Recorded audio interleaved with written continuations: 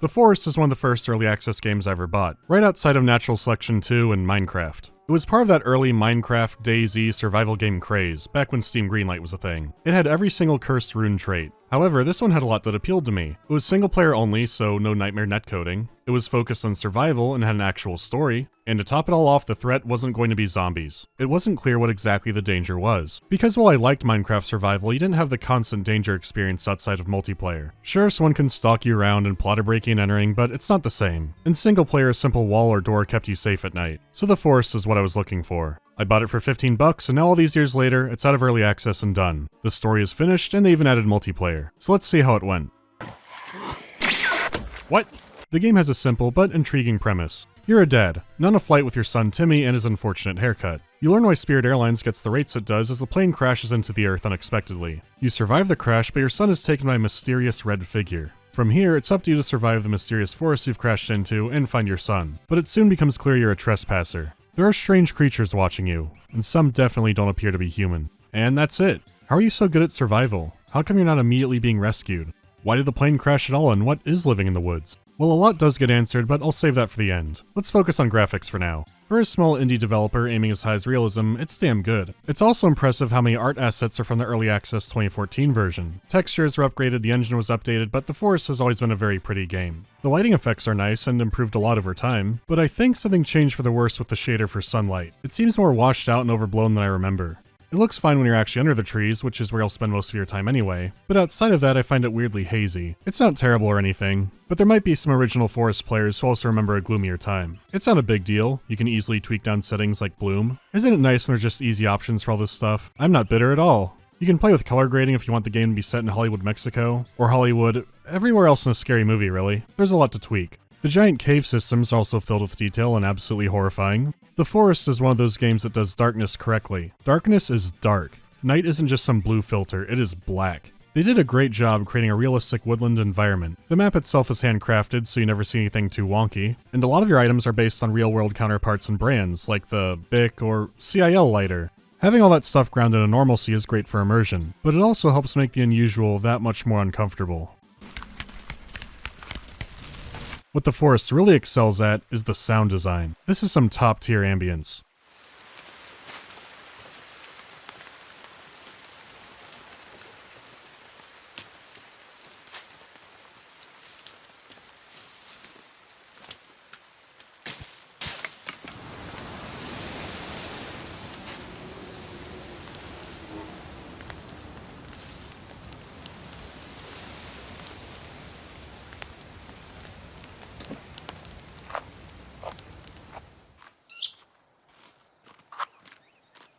If you've spent some time in a North American forest, you'll recognize a lot of sounds. The specific bird calls and the way the wind moves through the trees. It is remarkably accurate, and it's clear that a lot of attention was given to making sure that everything sounded right.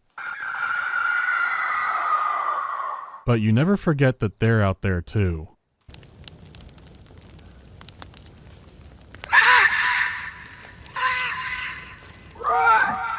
There's no music sting when they're nearby, no little icon on your HUD, there's nothing. Your only warning at night might be some bushes moving and some twigs snapping. So less is more, less being sound and more being paranoid. There is some music.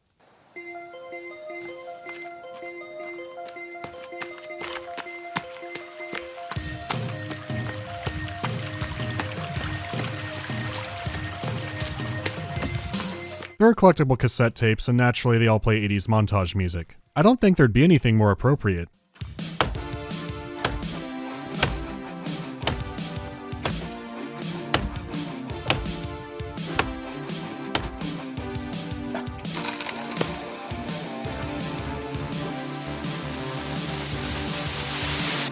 Yeah, you feel like fighting back.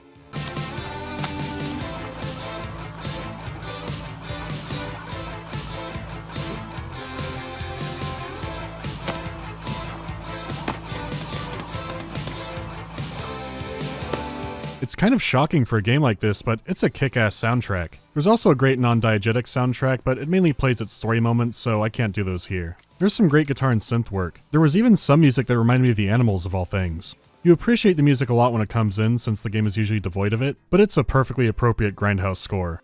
so it has some strong presentation, especially for such a tiny team. So good going so far. Now let's talk about the gameplay. You've got 4 difficulties to choose between. These can make your enemies or your survival meter harder, but you can also turn the enemies off. There is a creative mode, but you need to beat the story to unlock it. It's a little strange. Your plane will crash in one of a few preordained locations. Like I said before, there's only one map, so no procedural generation jank here. So you start gathering stuff up to survive, which at first means rifling through suitcases for snack bars and drinks, but things get more complicated. You could eat berries, but some are poison, so you need to learn to eat the right berries. You could drink standing water, but that's basically poison too, it's untreated. So you'll need to make a rain collector or boil it properly, you get what I mean. There are several ways to get meat. You could go the old-fashioned route and just hunt it down, but meat has the problem of spoiling, and meat will go bad here in only a few in-game hours. So you could go for the trapping approach and then save your food for later, or hang your meat out to dry in the wind, though this will take a lot longer. You can also forego meat entirely, so you have a lot of options to keep the meters filled. Even on hard survival, the survival part is pretty easy. You may begin to wonder why birds constantly land around you just completely still,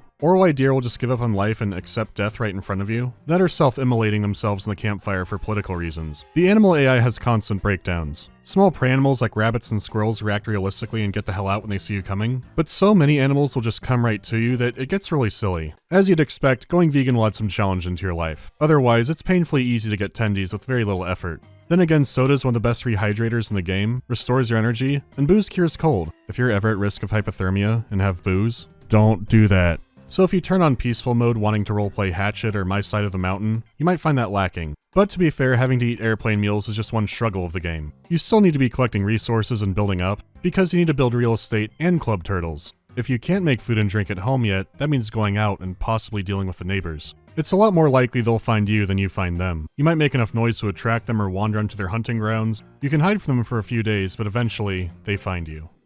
It was a tribe of dirty cannibals the whole time. The first ones you encounter will likely be emaciated and deranged. Something foul you might only see on National Geographic or a local con. 1 or 2 can be taken out easy. Combat is wild and pretty fucking brutal. Your character's not a trained fighter, so he just swings wildly. You might have also noticed the cannibals aren't just beelining to kill me. In fact, after I finish off the first one, the other one runs off into the woods. I never see her again that day. But then comes the night.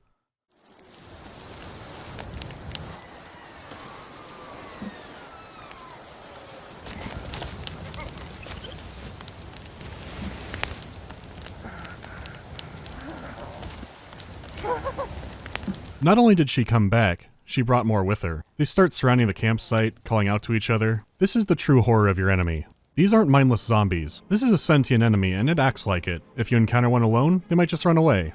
The dirty feral ones are more likely to be hostile right from the get-go, but they'll still be more curious than out to eat you. They might just watch what you're doing and then try to creepily get into your blind spot. Their AI has tendencies, but it's not completely reliable like a lot of other games.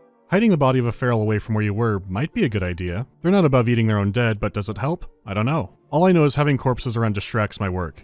They're unsettling, but only the start of your problems. Besides just trying to murder you, they'll rob your food too. And in all-out attack, they even might try to break some buildings. However, these are just the banished outcasts. Encountering a proper tribe is when shit really hits the fan, because they're smarter. See, if you do kill some ferals, it's not a huge deal. If anything, having a big enough war crime in your yard keeps them from stopping by. With a tribal, killing them means they'll send someone looking. Let them run off and they'll definitely be visiting, but they might not be too hostile. If you haven't been trying to kill them non-stop, you'll have a strange, uneasy relationship. You're both wary of each other. They might just hang out at night, watching you from the bushes and the trees. You go to confront a patrol of them and they just run away into the hills. They can start making strange effigies in and around your campsite. You never know what to expect. Are they attacking or just measuring? Jesus Christ!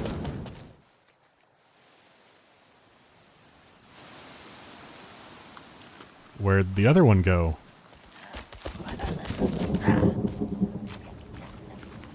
Did I mention this game has VR support? You can enjoy that if you want to.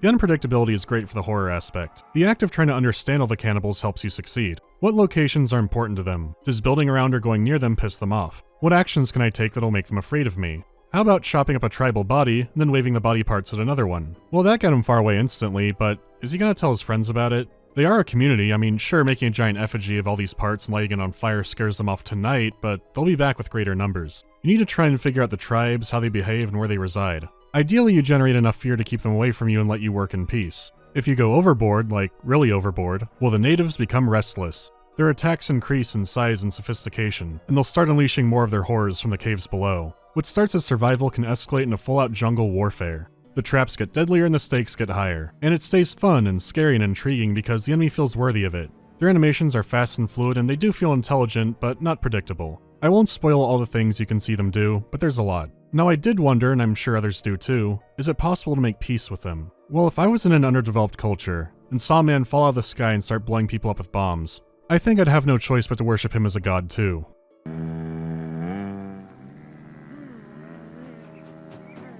They know if the singing stops, the pulses do too. Ultimately, you're in their woods, so peace is never a true option.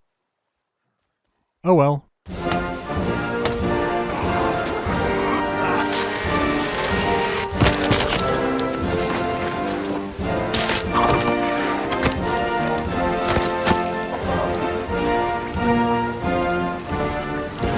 Hey, they started it. So the cannibal stuff is neat, and we do need more games where you could take an arm and slap people with it. But there are some systems surrounding all that. As I mentioned before, there's the combat. It's simple, but satisfying. You can move and hit for light attacks, but for power attacks you have to remain still. With you being so slow compared to the natives, a power attack is risky, but worth it if you manage to pull it off. Add Tony Hawk airtime into the mix and they explode into chunks. It's tough to do, but never gets old. The big cheese tactic is unlocking them with a fast weapon, but there's rarely just one. The nastier, basement-dwelling enemies are immune to this anyway, but melee is only one option. There are all kinds of deadly man-made weapons to find around the peninsula, but it's also backed up by some robust crafting mechanics. There's a lot to experiment with. You can make a weapon completely from scratch or upgrade some existing ones. Why stop at a machete when you can cover it in teeth?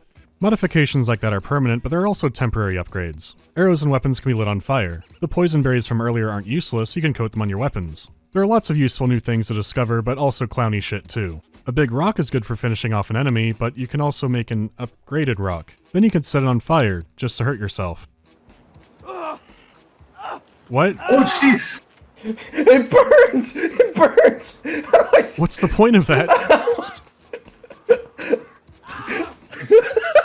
It's a good way to make more satisfying discoveries. If you want to fight less, there's also a stealth system. It's your standard crab walk sneak. You can increase it by covering yourself in mud or making special stealth armor, and getting it high enough means you might be able to bail out of some dangerous situations. Once again, simple, but adds some depth. Speaking of that, you do have some background stats. This can affect your melee damage, your movement speed, and overall stamina. So eating big to get big, then exercising is viable. These are all great additions. A lot of games just have hunger, thirst, and a building system and then they're done. But there's even more. Understandably, the horrors of the forest are a lot to take in, so you have to deal with sanity. The more depraved actions you take, like murder, or participating in cannibalism yourself, the lower it goes. You restore it by listening to tapes, relaxing, and generally being a good human being again. The bushes in the game already look like human silhouettes. Then your sanity gets lower. You start seeing movement where there is none, hear audio hallucinations, the forest starts playing tricks.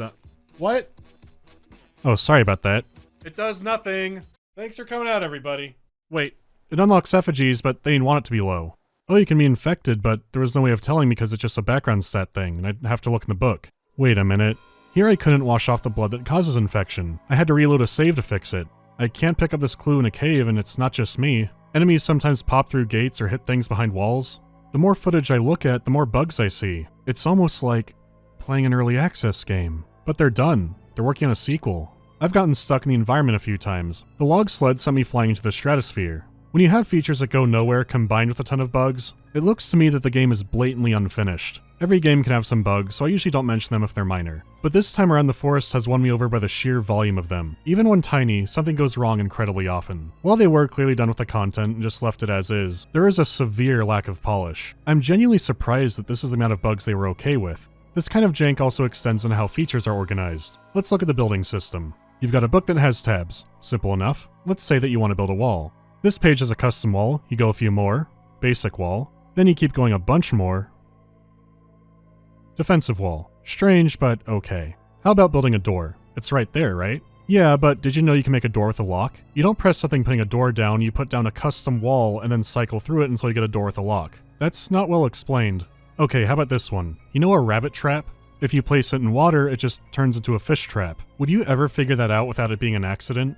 You can craft a repair tool. You just bang it on your stuff and it fixes it up for free. Except one time I thought it bugged out and stopped working. It turns out sometimes needs logs to repair certain buildings. Which specific buildings and why? I have no clue.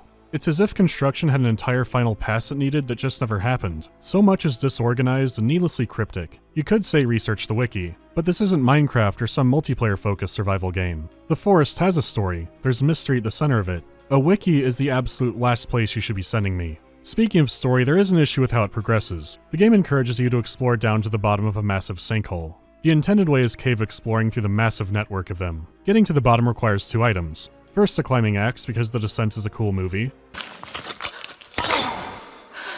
Then a rebreather, for all your terrifying underwater cave exploring needs. Here's the thing. There are only one of each of these items, each in their own cave. When you get to the bottom, you need a 3rd item. It's not used for movement like these 2 items. In fact, it's not even connected to them. So you can go through hell, get to the very bottom, and realize you needed a 3rd item and then have to go all the way back up or load a save. I was a completionist and explored every single cave before going all the way down. Not everybody is going to do that. The experience of the trek through the earth can be completely destroyed by someone getting there and realizing they're gated off. They either go all the way back up, or go on the wiki and figure out how to spawn the item they need. I kinda wish I had looked at the wiki. I tried to make a fire on a cliff and it vanished, but I still needed the materials. I thought I was misinterpreting something like how Smash players practice the wrong kind of grooming. Then I saw the fire had spawned somewhere up on a rock way above me. There's no cancel blueprint from afar button and I didn't know about console commands. So I had to live with the notification in the corner or go down and try to kill it over and over again. And I got it eventually. But man, what a trial over a minor thing.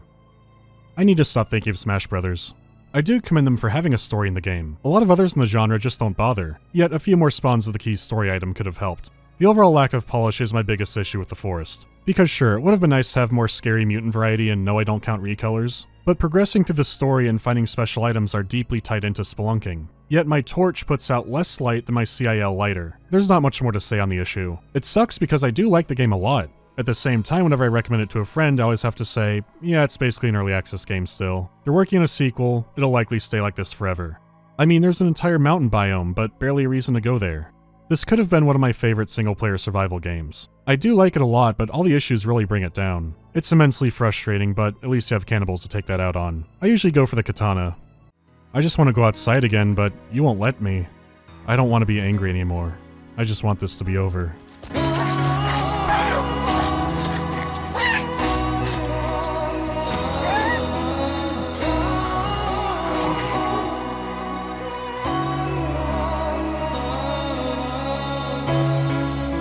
They're all back the next day. So how about the multiplayer? I had to spray you with cringe begone. The forest servers are a coin flip, so you mainly want to play with friends. Instead of playing one dad, you are now the Dad Collective. So now it's up to you and your alternative family to try and find Timmy. Oh, no, Dimitri's bald and Chinese as well. We're clones? It's almost like playing another game. In multiplayer, you can build a super fortress that would take a long time to do alone. Of course, the rapid expansion does come at a cost. Your mass deforestation and general meddling gets the natives really angry, so things quickly turn into a war right from the get-go. You can still raid caches and do everything else you could in single player, right down to completing the story. If you have played it before, you're only in the caves for the items. The more players you have, the more challenging it is to feed everybody, so the door to cannibalism also opens up a lot faster. In turn, this makes the locals even angrier. You might try to eat normally, but eventually someone takes the plunge into people jerky. It is a dark, dark path, and there's really no coming back from it. However, survivability isn't just up from resources. What would kill you in single player, you can now recover from. There is less tension like any co-op game, but it's not completely gone.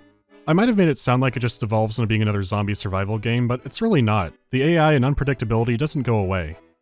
Nothing. Oh, hey, look, he's back. Is he? Hi. Did he bring friends? Hi. You checking out the wall? It's our handiwork. Oh, Avery, he's watching you chop down that tree. Yeah. Uh-oh, that's not good.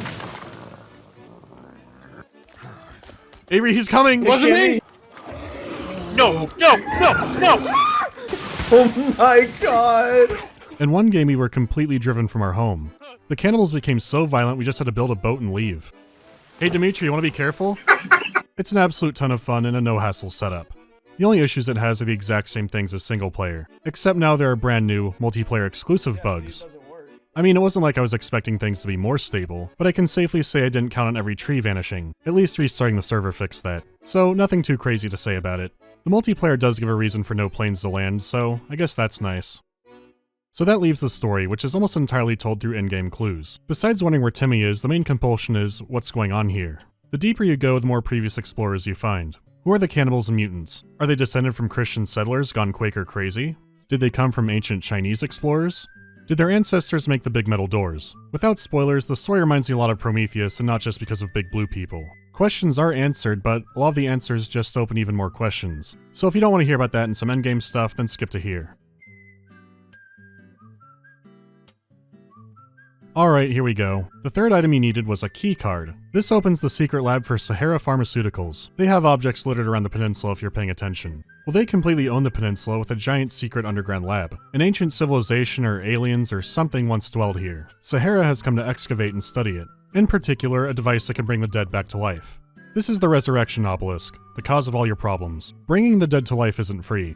A Sahara employee named Dr. Cross was abusing his family. He likely killed his wife and his daughter died in a lab accident, so he was going to use the power of the device to bring her back.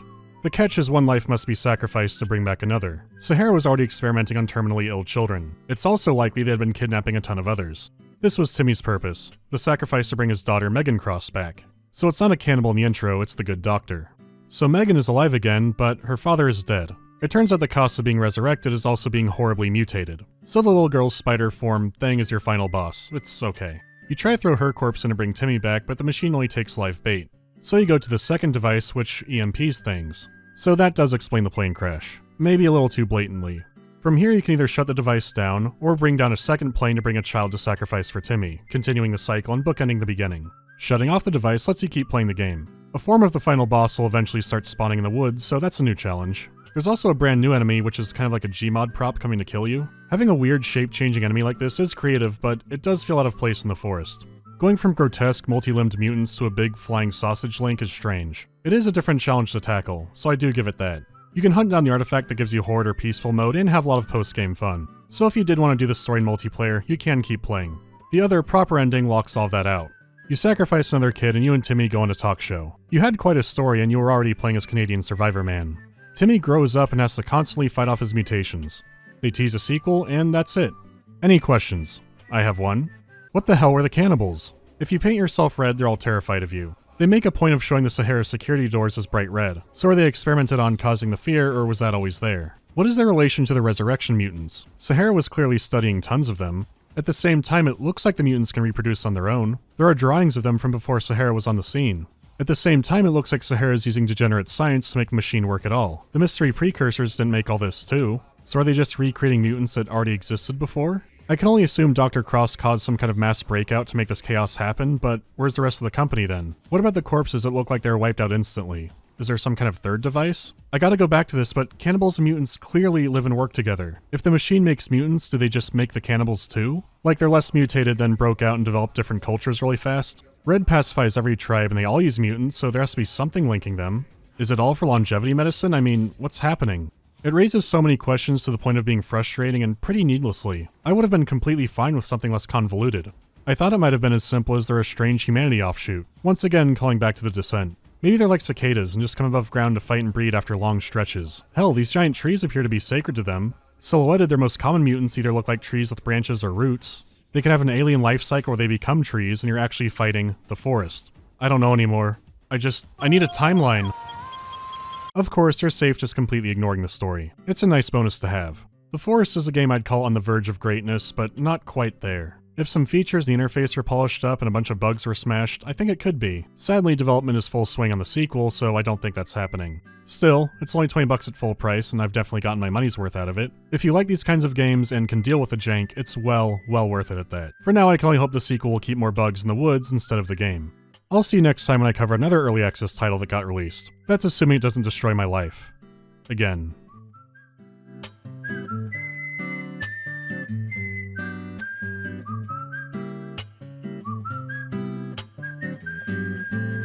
Sorry for those who are waiting for that since the Unreal World video, it was still being updated then.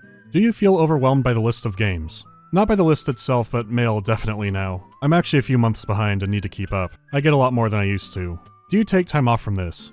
The last time I really did was last year involuntarily due to injury, but I can't remember the last time I did really. Whenever I relax too long, I feel like I should be working. What YouTuber would you take with you to survive in the cannibal wilderness? I'm gonna stick to games, primitive technology would be too easy. Oh, this one's kind of hard. I feel like Ross Scott from Accursed Farms would know something to fuck up the cannibals with. I'll take him, he seems like a survivor. Milk, water, orange juice, or a combination in your cereal. Jesus Christ. What's more important, gameplay or story? Gameplay easily. Most of the stories in games I really liked are tied into the gameplay. If you only have story and nothing around that, you could just watch it on YouTube and get the best part of it. I think it just defeats the point of making a video game in the first place, just make like an animated film or something. Okay, I'll see you next time. He's destroying the people, Jerky! Stay off there!